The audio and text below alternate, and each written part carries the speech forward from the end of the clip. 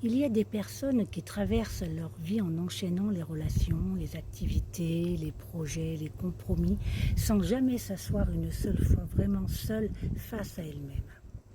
Elles pensent avancer, mais elles tournent en rond. Elles répètent les mêmes schémas, les mêmes erreurs, les mêmes douleurs. Je l'ai vécu. Parce qu'un jour, elles ont choisi l'évitement plutôt que le regard intérieur. C'est ça le déni. C'est refuser d'entrer là où ça fait mal. Là où il faut être nu, sans partenaire pour combler, sans public pour valider. Mais ce travail, ce retour à soi, ce n'est pas forcément chez un psy, hein. C'est dans le silence.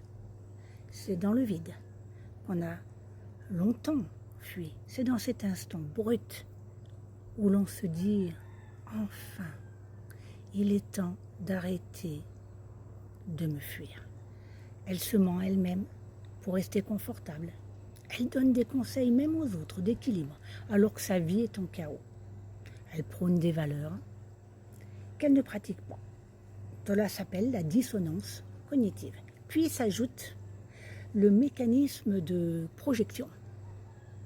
Plutôt que de s'occuper de ses blessures, la personne projette ses problèmes sur les autres en leur donnant des conseils qu'elle devrait plutôt s'adresser à elle-même.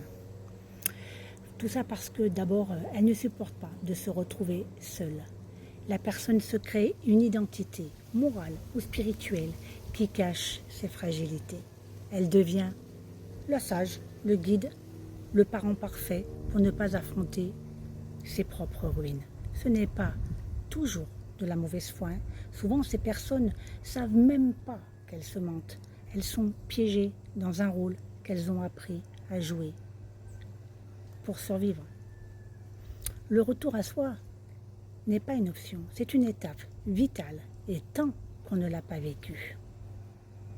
La vie rejouera les mêmes scènes, les mêmes folies, les mêmes douleurs, habillés de nouveautés, mais ils seront là.